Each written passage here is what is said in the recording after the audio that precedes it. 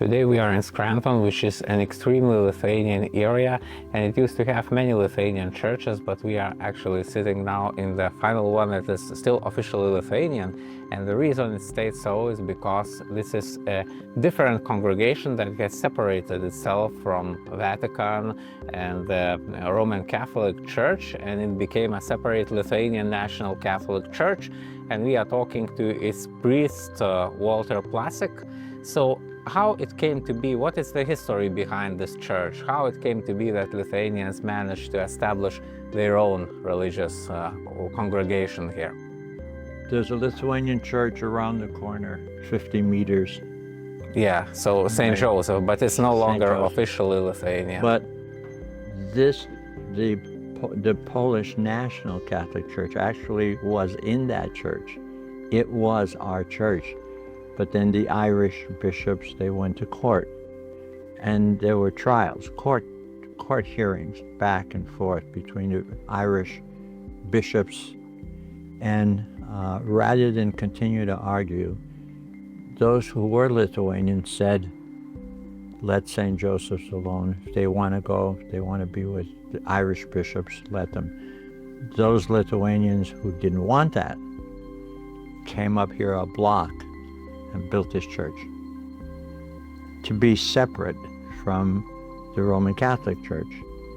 And the first building they built, it was in 1913, maybe. They came here and they built a congregation. This became Providence of God and St. Joseph, State St. Joseph. And that was a Lithuanian priest to about maybe 10 or 20 years ago. It is no longer Lithuanian Church. We're left from that congregation. I'm here 22 years, so when this church left and separated itself from the Roman Catholic Church. And so, like St. Joseph Roman Catholic Church, as you have mentioned, even though it had Irish bishops, it retained Lithuanian priests for some time, but then they closed it maybe 20 years ago and transferred as long as I'm here. Yeah. And so what are the differences of National Catholic Church here and the Roman Catholic Church in terms of beliefs maybe, or missal, or other practices? Liturgy is similar. We don't use the Latinized Mass. We use, well, I shouldn't say that. Some of our priests use the contemporary Mass. I don't. I use the traditional Mass, the standard Mass. That's what you heard. That would be in the old church, that's what the Roman Catholics would have sung, So from what I understand, like in Roman Catholic Church, they changed the Mass from Latin to vernacular languages after the Second Vatican Council, but here they changed it immediately, they started celebrating Mass in Lithuanian already in the 1910s or 1920s. The Polish National Church changed from Latin to Polish initially, immediately. As soon as we broke away in 1890, I don't remember which years. You could look it up in the book. Yeah, so basically, as I understand, in this area, there were 3 such national churches, like in 3 different ethnicities established them. So there were Poles, there were Slovaks, and Lithuanians. And Italians for a while. Italians too had such a church. There were parishes in New York City. There were at least a dozen, 12 Italian churches. But then they fell away from the church. Actually, Lithuanian National Catholic Church also had about 14 Lithuanian parishes at its apex, but in many cases they did not have separate church buildings like here. So this is actually the longest lasting parish, and of course the building is the largest here. and it has lots of Lithuanian details here, so it's very interesting to visit. And from what I understand, talking to parishioners here, some of the parishioners are like descendants of the people who founded this church like over 100 years ago. And some others have joined from Roman Catholic Church after Roman Catholic Church has closed down their churches. Am I correct? That's correct. Many of the people who come here are the grandchildren. They speak some Lithuanian. There was a Lithuanian priest here, Volotka. He's Lithuanian from Lithuania. He was here for 30, 40 years. He was Lithuanian. He spoke only Lithuanian. He didn't speak very good English. The Mass was in Lithuanian. Their services were in Lithuanian. But he died. There's a bishop, Gritinas. Gritinas, yes. Gritinas. He is buried in the National Catholic Cemetery here near Scranton. He was part of that umbrella. He was the Lithuanian. He was going to be over the Lithuanian parishes. And at that time, well, he was only maybe 30 years old when he died, 40. Yeah, actually, he even tried to start the Lithuanian National Catholic Church back in Lithuania. That's right. But he died, and basically he's buried actually here in the cemetery of Providence of God. We have visited and mapped his grave, so if you would like to visit it, then it's available on our map.lithuania.com website. And so at first, like for many decades, the Mass was held in Lithuanian language here, but as generations changed, as I understand, and people started speaking better English than Lithuanian, it switched to English. So at what time did the Mass switch from Lithuanian to English here?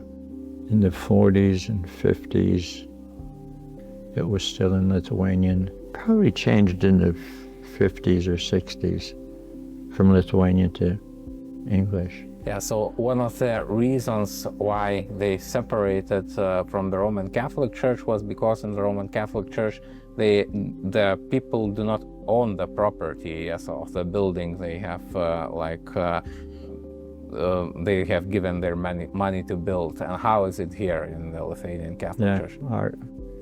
Our church is owned by the people. Now, the bishop is part of the process. But in the Roman Catholic Church, the bishop can sell the property without anybody's permission. In the Polish National and Lithuanian National Catholic Church, it has to be agreed to by the parish committee. So it's ownership of the property, it's the marriage of the clergy. In the beginning of the church, priests weren't allowed to marry, but very early on, in the early 1900s, priests were allowed to marry. And still are, as are the bishops. So that it was the ownership, it was marriage. I don't know, I think that's probably the two most important. And you have a Lithuanian wife, yes? Yeah, she is. I'm not. I mean, listen, the Europeans traveled all over. So you can't say you are pure Lithuanian. We're not pure anything because the Europeans moved around a lot. Who's pure Lithuanian? I mean, that you know, unless you did biological tests. You don't know. And so you often mention Polish National Catholic Church and Lithuanian National Catholic Church. They are like in full communion, as I understand, basically, right now. But historically, when both Poles and Lithuanians immigrated to the United States of America in the 19th century, there were lots of conflicts between the two groups. So how did those conflicts get solved over the time? When did they started cooperating? I think it was a slow process. I think people began to intermarry when the Lithuanians came that were Lithuanians, they were Lithuanians. And they married other Lithuanians, Polish. My grandparents were Polish. They married a man who was Polish, and that Polish, the kids married between. And so you could have an Italian boy in your family or an Irish girl in the family. So gradually, slowly, maybe over a course of 50 years, 2 generations, it was integrated. Even the Roman Catholics, and the Polish National Catholics,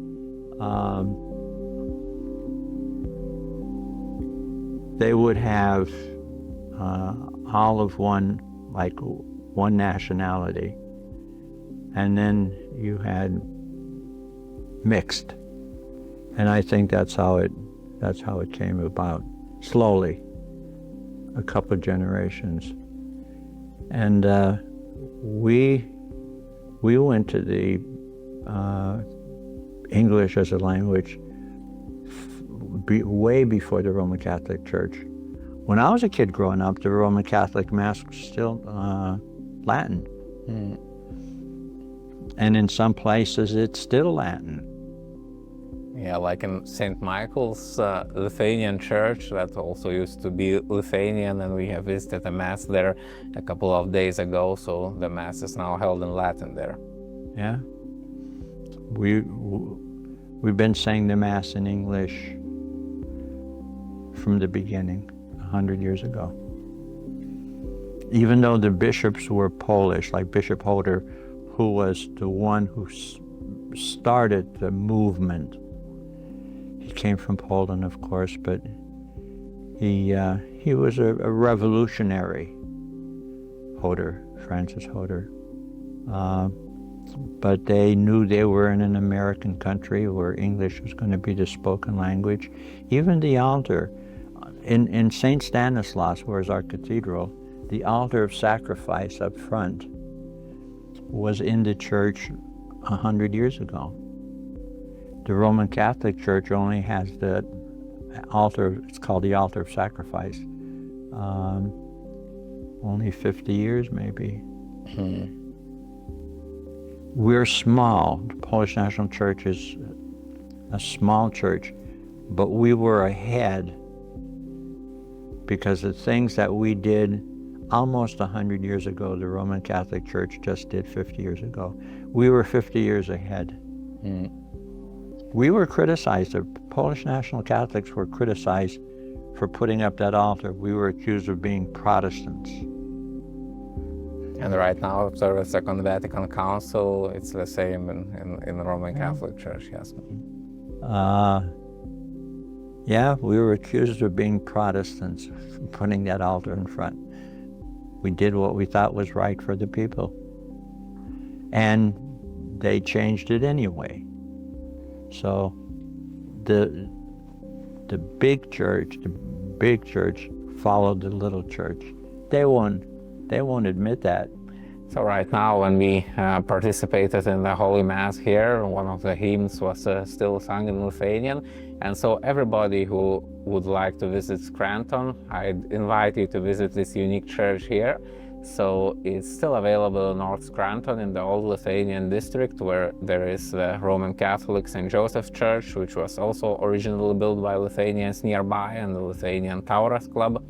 And there are many, many other Lithuanian places here, all of which we have visited and mapped on map.lithuania.com website, where you can also read their stories. And we also do more interviews such as this with people who are taking care of the Lithuanian heritage sites in America. So if you are interested, I invite you to follow this YouTube channel.